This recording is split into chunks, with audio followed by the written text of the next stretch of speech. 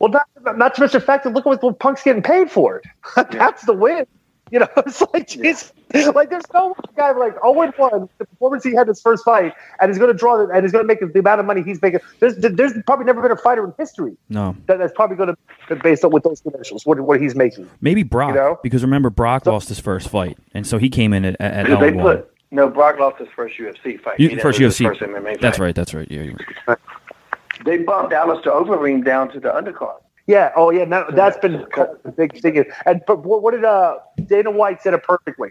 Did you hear that? What Dana White said about that? No. He's like, hey, when Alistair Overeem sells more tickets to CM Punk, he goes, he can complain. Yeah. It's like, that's true. No, the promoter of the rat's ass. But Alistair Overeem, if I'm not mistaken, Alistair Overeem was on the card that Punk was on. So I don't know how he could know. They were both on the same one. But I'm interested in seeing the Punk fight than the Alistair Overeem fight too. Yeah. It's that curiosity factor. That's personal. He's a buddy, so I guess that's why. I thought about that too, man. When I was watching, Karen do her, fitness competition. Like when you see those people come out there, like bodybuilders and stuff like that, just like they're literally being judged the entire time. Like walking out there in little skimpy things and just putting yourself out there. You know what I'm saying? Judge me. I worked my ass off, and there's always going to be somebody that tells me I suck and stuff like that. Man, I got nothing but respect for people that just lay it all on the line. And like I'm gonna go do it, and I don't give a shit what happens. I'm gonna just, so I got to take my hat off to him. But I did last time too. I was pulling for his in the first fight. Yeah, I like I said, I did want him to win. I he would get his ass kicked. I was disappointed. The first fight. I remember that I thought, I hope he wins because it's good for wrestling. But I just thought to myself, this is going to be very hard at his age. No previous, background in any. We all know that he had no experience whatsoever. And I go, and he's beat up too from wrestling. I go, that's very ballsy. And then I kind of got a little bit upset. I remember me and Disco were like, wow, where are the CM Punk promos that I'm the best in the world and all the talking? And he was just very, like he did nothing to make you interested in the fight. And we just kind of thought to ourselves, well, maybe because, No, I think I agreed with that at the time. I did want that, but, that's CM Punk. Phil Brooks is fighting it. They can call him CM Punk if they want.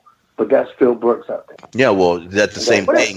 But Brock Lesnar went out there and he talked He was his team. So I expected that to happen too. Huh? What do you think about in the trial they recently had where they just wiped out the WWE doctor guy? Mm-hmm. That was like the worst. Bro, when I'm reading that trial every day, I was like, wait a second. I go, the WWE is suing Punk?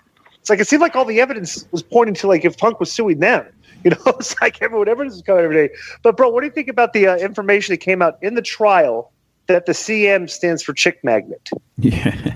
Did you hear that? Dude. I was thinking in all the years I've known him, I've never asked him what it stood for. Right. He never ever said what the CM stands for until it came out in trial. Chick magnet. That's awesome. Yeah, it was his. I thought it was something. I thought I heard something that it had something to do with the evil guy on the Simpsons. C. Montgomery Burns. Yeah, CM. Yeah. Yeah, and that might be a joke. He might have said that as a joke, but I heard that somewhere. And too, like I said, I always called him Punk. I never once called him Phil. A lot of guys in the locker room, we call each other by the gimmick names. There's so many guys I don't even know their real name. Yeah. So let me ask you. Punk, and it never crossed my mind. No, I was reading this quote about CM Punk that I was going to read to you, but it's kind of It says they asked him if he was bothered by any of the criticism that of him not taking him seriously, right?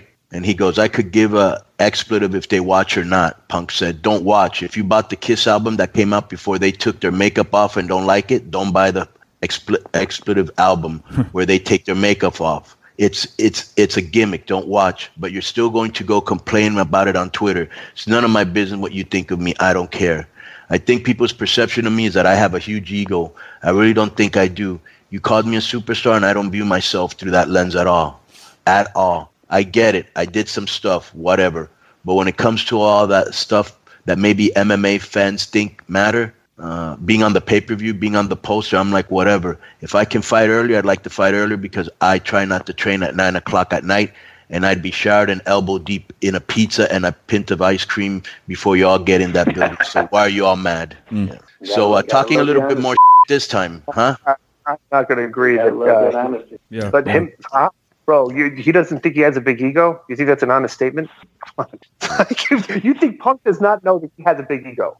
I mean, I think he's a confident guy. I mean, I don't think he walks around like, he never once came off to me like, super dick, superstar or anything, and I know the guy. So, I mean, you gotta have a level of confidence to be successful. That whole humble man, that's a cliche. That's a cliche that sounds good, and you tell it when you're doing motivational speeches and like that. But that ain't real, because you'll never be great unless you first think that you are. And there's nothing humble about thinking you're great. You have to believe that you are. That's the only way you're going to be successful. So it's real cool to everybody say stay humble and all that but nobody is. I know exactly how you feel. I know how that feels. Okay. Nice. Man, first one of the day. Cue it up. There we go. All right. There we go. Being in Iran, bordering Turkmenistan, deep in Iran, bordering Turkmenistan. So take all that into account, please.